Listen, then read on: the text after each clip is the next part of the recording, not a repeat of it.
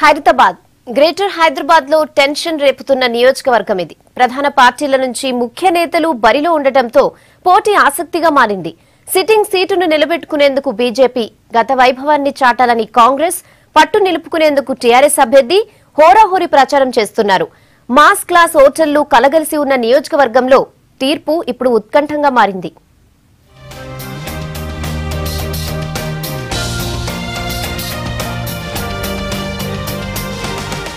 ఒకప్పుడు దేశంలోనే అతిపెద్ద సెగ్మెంట్ ఖైరతాబాద్. నియోజకవర్గాల పునర్విభజనలో ఖైరతాబాద్ చీలిపోయినా దీని ప్రత్యేకత మాత్రం మారలేదు. బంజారా హిల్స్, జూబ్లీ హిల్స్ లాంటి కాస్ట్లీ ఏరియాలతో పాటు ఫిలిం నగర్, చింతల బస్తీ, మక్తా వంటి బస్తీలున్న నియోజకవర్గం. హైదరాబాద్ లోని పక్కా కమర్షియల్ ఏరియాలలో ఖైరతాబాద్ ఒకటి.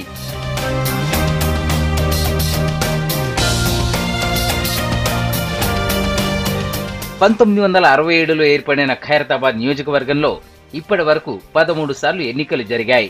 ఇందులో 9 సార్లు కాంగ్రెస్ అభ్యర్థులు గెలిస్తే, ఓసారి తెలంగాణ ప్రజాసమితి, 2 సార్లు టీడీపీ, 2014లో బీజేపీ గెలిచింది.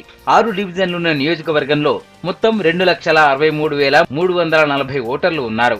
ఖైరతాబాద్, సోమాజిగూడ, హిమాయత్ నగర్, వెంకటేశ్వర కాలనీ, బంజారా హిల్స్ నియోజకవర్గ పరిధిలోకి వస్తాయి. రాజ్ భవన్ కూడా ఈ నియోజకవర్గంలోనే ఉంది.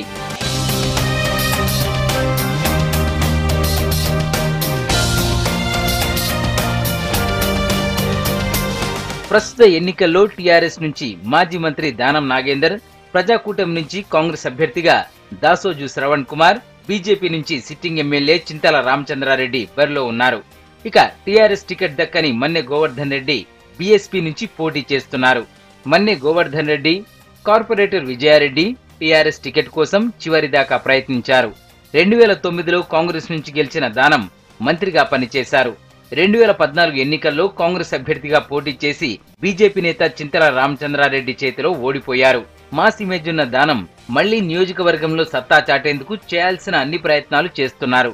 టీఆర్ఎస్ ఓటు బ్యాంకుతో పాటు మైనారిటీలు, గతంలో తనకున్న పరిచయాలు కలిసి వస్తాయని నమ్మకంగా ఉన్నారు దానం.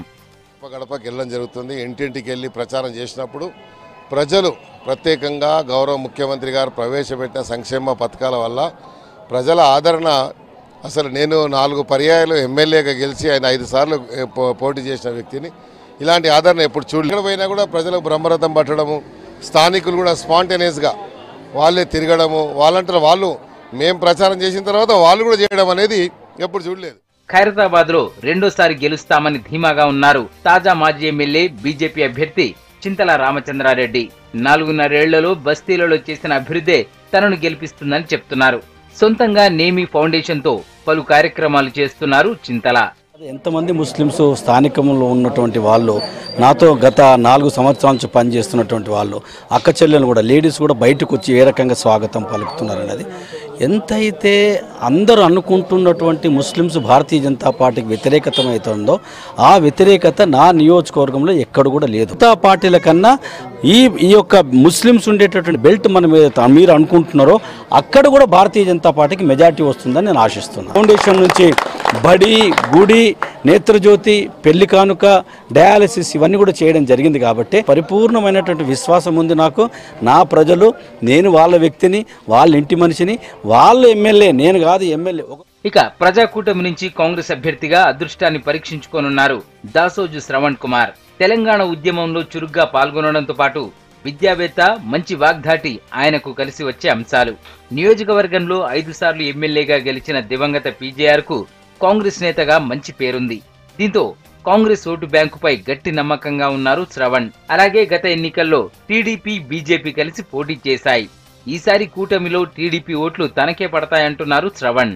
సరిగా ఇక్కడ కాంగ్రెస్ పార్టీ విజయకేతనం ఎగరబోతుందని చెప్పని నా ధీమా కంటే ఎక్కువ కూడా ప్రజలంతా కూడా ధీమాగా కనబడతా ఉన్నారు. కాంగ్రెస్ పార్టీని గెలిపించుకోవాలనే సంకల్పం నాకు వాళ్ళ కళ్ళలో కనబడతా ఉంది. అంతకంటే ముఖ్యంగా ఈ మొత్తం ఖైరతాబాద్ నియోజకవర్గంలో కాంగ్రెస్ పార్టీ ప్రతి కార్యకర్త కూడా ఒక పి జనార్దన్ రెడ్డి లెక్క, పీజేఆర్ లెక్క కనబడతా ఉన్నారు. ఒక కసి కొద్దీ వాళ్ళ టీఆర్ఎస్ పార్టీకి తగిన గుణపాఠం చెప్పాలా, మోసం చేసిన భారతీయ జనతా పార్టీకి తగిన గుణపాఠం చెప్పాలని చెప్పని బీఎస్పీ తరపున పోటీ చేస్తున్న మన్నె గోవర్ధన్ రెడ్డి మొన్నటి వరకు ఖైరతాబాద్ టీఆర్ఎస్ ఇన్ఛార్జిగా పనిచేశారు. అక్కడ టికెట్ రాకపోవడంతో లాస్ట్ మినిట్ లో బీఎస్పీ నుంచి బరిలో ఉన్నారు. 10 ఏళ్లకు పైగా నియోజకవర్గంలో తనకంటూ క్యాడర్ను తయారు చేసుకున్నారు గోవర్ధన్ రెడ్డి. వీళ్లంతా ఇప్పుడు తనకే మద్దతిస్తారని అంచనా వేస్తున్నారు.